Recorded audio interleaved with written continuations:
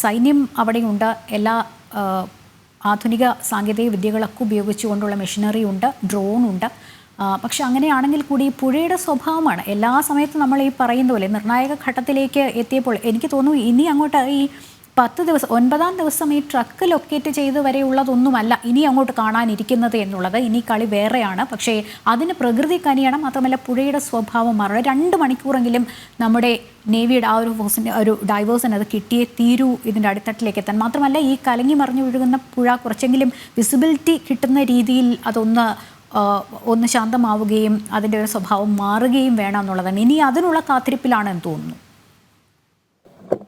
തീർച്ചയായും അത്തരത്തിലാണ്. കാരണം ഈ ഐബോർഡ് ഡ്രോൺ ഉപയോഗിച്ച് നാം ചിത്രങ്ങൾ പകർത്തിയാലും അതോടൊപ്പം തന്നെ അതിൻ്റെ ഈ ലോറിയുടെ സാന്നിധ്യം കൃത്യമായ അളന്ന് രേഖപ്പെടുത്താൻ കഴിയും. കാരണം നീളവും വീതിയും ഉൾപ്പെടെയുള്ള മനുഷ്യ ശരീരം അതിലുണ്ടോ എന്നടക്കമുള്ള കൃത്യമായി രേഖപ്പെടുത്തിയാലും മുൻപ് സൂചിപ്പിച്ചതുപോലെ തന്നെ ഈ മുങ്ങൽ വിദഗ്ധർക്ക് അതിനുള്ളിൽ പോകണം. നാവികസേനയുമായി ബന്ധപ്പെട്ട് നിൽക്കുന്ന ദൗത്യസംഘത്തിന് അതിനുള്ളിൽ പോയി പരിശോധന നടത്തേണ്ട സാഹചര്യമുണ്ട്. അതാണ് ഏറ്റവും രണ്ടാമത്തെ ഘട്ടമായി നടത്തുന്ന പദ്ധതി. അതിലാണ് നിലവിൽ ഏറ്റവും വലിയ പ്രതിസന്ധി നേരിടുന്നത്. ആ പ്രദേശത്ത് ഇത്തരത്തിൽ ഈ ശക്തമായ അടിയൊഴുക്കും അതോടൊപ്പം തന്നെ മുൻപ് സൂചിപ്പിച്ചതുപോലെ ഈ വെള്ളം കലങ്ങി മറിഞ്ഞൊഴുകുന്നതും വലിയ പ്രതിസന്ധിയാണ്. അത്തരത്തിൽ ആ സാഹചര്യം മാറി നിന്നാൽ മാത്രമായിരിക്കും ഇത്തരത്തിൽ ഇതുമായുള്ള ദൗത്യവുമായി മുന്നോട്ട് പോകാൻ കഴിയുക. എന്തായാലും ചിലപ്പോൾ 2 മണിക്കൂറിനുള്ളിൽ നിലവിൽ ഇനി 1 മണിക്കൂർ ഇടയിൽ തന്നെ ഇത്തരത്തിലുള്ള ആ ചിത്രങ്ങൾ കൃത്യമായി രേഖപ്പെടുത്താൻ കഴിയും. ആ കൃത്യമായ ചിത്രങ്ങൾ രേഖപ്പെടുത്തിയാൽ മാത്രമായിരിക്കും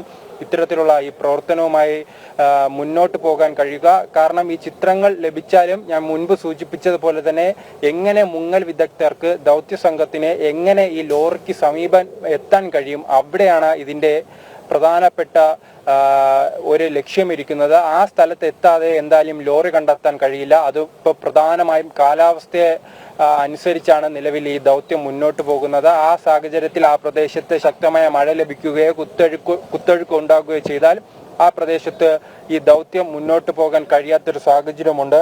എന്തായാലും ആനന്ദ്, അവിടെ ഇപ്പോൾ കാലാവസ്ഥയ്ക്ക് അതുമായി ബന്ധപ്പെട്ടാണ് ഈ ദൗത്യത്തിന്റെ വിജയം ഇരിക്കുന്നത്. കാരണം നാം ഇത്രയും നാൾ തിരഞ്ഞിരുന്നത് ലോറിയാണ്. ലോറി കണ്ടെത്തി. ഇനി അവിടെ നിന്നും അല്പസമയത്തിനകം തന്നെ ആ ഡ്രോൺ ഉപയോഗിച്ച് അതിന്റെ കൃത്യമായ ദൃശ്യങ്ങൾ നമുക്ക് ലഭിക്കും. പക്ഷേ എങ്ങനെ പുഴയിൽ ഇറങ്ങും? തീർച്ചയായും എന്തായാലും ഇപ്പോൾ നമുക്ക് വളരെ സമാധാനപരമായിട്ടുള്ള ഒരു കാര്യം എന്ന് പറയുന്നത് കാലാവസ്ഥ തന്നെയാണ്. പ്രഷർക്ക് ദൃശ്യങ്ങളിൽ നിന്ന് കാണാം. അവിടുത്തെ ദൃശ്യങ്ങളിൽ നിന്ന് രണ്ടാമതൊരു യൂണിറ്റ് കൂടി അവിടെയുണ്ട്. അതിൽ നിന്നും കാണാൻ പറ്റാവുന്ന പ്രധാനപ്പെട്ട കാര്യം കാലാവസ്ഥ തന്നെയാണ്. തെളിഞ്ഞ ആകാശമാണ്, കാറ്റ് ലവലേശം പോലുമില്ല. അപ്പോൾ ഈ ഒരു കാലാവസ്ഥ തുടരുകയാണെങ്കിൽ തീർച്ചയായിട്ടും രക്ഷാപ്രവർത്തനത്തിന്റെ ഒരു വേഗത കൂടുതൽ കൈവരിക്കാൻ അത് സഹായിക്കും എന്നുള്ള കാര്യത്തിൽ യാതൊരു തർക്കവുമില്ല. മറ്റൊന്ന്, 1 മണിയോട് കൂടി തന്നെ രണ്ടാമത്തെ ഡ്രോൺ നേരത്തെ ഷീരിൽ നിന്ന് കാർവാർ വഴി ബാറ്ററി ഉപയോഗിച്ചുകൊണ്ട് എത്തിച്ച ആ ഒരു ഡ്രോൺ ഉണ്ടല്ലോ, ആ ഡ്രോണിന്റെ പറക്കൽ ഏകദേശം 1 മണിയോട് കൂടി തന്നെ ആരംഭിക്കും. അപ്പോൾ ഒരു കാര്യം നാം ഈ പാഠപുസ്തകത്തിൽ കണ്ടിട്ടുള്ള കാര്യമാണ്, ഈ മലയോ കുന്നോ ഉള്ള പ്രദേശങ്ങളിൽ ഈ കാർമേഘം തടഞ്ഞു നിർത്തി മഴ പെയ്യുന്ന ഒരു സാഹചര്യം ഉണ്ടാകുമെന്ന്. അത് കാണണമെങ്കിൽ, പ്രേക്ഷകർക്ക് കാണണമെങ്കിൽ ഈ പ്രദേശത്ത് എത്തിയാൽ മതി. കാരണം അത്തരത്തിലാണ് ആ കുന്നിന്റെ സമീപം ഇത്തരം വലിയ കാർമേഘങ്ങൾ രൂപപ്പെടുകയും നിമിഷങ്ങൾക്കകം തന്നെ പെട്ടെന്ന് മഴ പെയ്യുന്ന സാഹചര്യമുണ്ട്. ചിലപ്പോൾ നാം മഴ ഇല്ലെന്ന് പറയുമ്പോഴായിരിക്കും ആ സാഹചര്യത്തിൽ മഴ ഉണ്ടാകുന്നത്. തീർച്ചയായും അത് തന്നെയാണ് പറയുന്നത്. ഈ പ്രദേശത്തിന്റെ ഒരു പ്രത്യേകത തന്നെയാണ് അത്. ഭൂമിശാസ്ത്രപരമായിട്ടുള്ള ഒരു പ്രത്യേകത തന്നെ എന്ന് പറയുന്നത് ഒരു വനപ്രദേശമാണ്, അല്ലെങ്കിൽ വനത്തോട് ചേർന്ന് കിടക്കുന്ന ഒരു പ്രദേശമാണ്.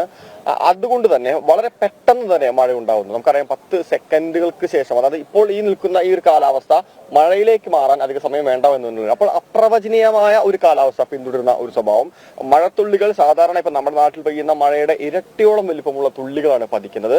അതിനൊപ്പം തന്നെ ശക്തമായിട്ടുള്ള ഒരു കാറ്റും വീശുന്നു. അപ്പൊ ഇത് തന്നെയാണ് രക്ഷാപ്രവർത്തനത്തിന്റെ ഒരുപക്ഷെ ഏറ്റവും പ്രധാനപ്പെട്ട വെല്ലുവിളിയായി നിന്നത് ഈ കാലാവസ്ഥ തന്നെയാണ്. അത് തുടക്കം മുതലേ അത്തരത്തിലുള്ള പ്രതികൂല കാലാവസ്ഥ മൂലം തന്നെ ഓരോ ദിവസത്തെയും രക്ഷാപ്രവർത്തനം നിശ്ചിത മണിക്കൂറുകളായിട്ട് പരിമിതപ്പെടുത്തേണ്ട ഒരു ആവശ്യകതയിലേക്ക് ആളുകൾ, സൈന്യമടക്കമുള്ള രക്ഷാപ്രവർത്തകർ എത്തേണ്ട ഒരു ഗതികേടുണ്ടായിട്ടുണ്ട്. കഴിഞ്ഞ ദിവസവും അത്തരത്തിൽ തന്നെ നമ്മൾ നേരത്തെ പറഞ്ഞ പോലെ തന്നെ ഒരു പക്ഷേ ഈ കാലാവസ്ഥ അനുകൂലമായിരുന്നെങ്കിൽ നമുക്ക് വളരെ പെട്ടെന്ന് തന്നെ ഒരു ലീഡ്, അതായത് അതുമായി ബന്ധപ്പെട്ടുകൊണ്ടുള്ള ഈ പ്രവർത്തനങ്ങൾ ഒരു ലീഡ് കിട്ടിയത്. ഈ കാലാവസ്ഥ തന്നെയാണ് അതിന്റെ ഏറ്റവും പ്രധാനപ്പെട്ട ഒരു വില്ലനായി തുടക്കം മുതൽ തന്നെ നിന്നിട്ടുള്ളത്. ഒരുപക്ഷെ ഇന്ന് രാവിലെ വരെയും കാലാവസ്ഥ അത്തരത്തിലൊരു വില്ലന്റെ സ്വഭാവം തന്നെയാണ് കാണിച്ചിരുന്നത്. പക്ഷെ ഇപ്പോൾ അല്പം മാറി നിൽക്കുന്നുണ്ട്. ഈ ഒരു തെളിഞ്ഞ മാനം തുടരുകയാണെങ്കിൽ തീർച്ചയായിട്ടും ഈ സംഘങ്ങൾക്ക് വളരെ എളുപ്പത്തിൽ തന്നെ അവരുടെ പ്രവൃത്തി പൂർത്തീകരിക്കാൻ വേണ്ടി സാധിക്കും. മറ്റൊരു കാര്യം, ഈ രണ്ടാമത്തെ ബൂം ലെങ്ത് സംവിധാനം അവിടേക്ക് എത്തിയിട്ടുണ്ട്. പക്ഷെ അതിന്റെ പ്രവർത്തനങ്ങൾ ഇപ്പോഴും ആരംഭിച്ചിട്ടില്ല. ഒരു പക്ഷേ നമ്മൾ നേരത്തെ പറഞ്ഞ പോലെ തന്നെ ആ ഒരു സിസ്റ്റത്തിൽ നിന്ന്, അതായത് ആ ഒരു ഡാറ്റകൾ അനലൈസ് ചെയ്തുകൊണ്ടിരിക്കുന്നത് ഡ്രോൺ ഉപയോഗിച്ചുകൊണ്ടുള്ള പറക്കലിന് ശേഷം അതിൽ നിന്ന് ലഭിക്കുന്ന സിഗ്നലുകൾ ഡാറ്റയാക്കി മാറ്റിക്കൊണ്ട് അതിനുശേഷമായിരിക്കും ഒരുപക്ഷെ ഈ രണ്ടാമത്തെ ഈ ബൂം ലെങ്ത്തിന്റെ സാധ്യത, അല്ലെങ്കിൽ അത് ഉപയോഗിക്കുക എന്നാണ് നമുക്ക് അറിയാൻ വേണ്ടി സാധിക്കുന്നത്. ശ്രീജിത്ത്, ഞാൻ ഇടപെട്ടോട്ടെ.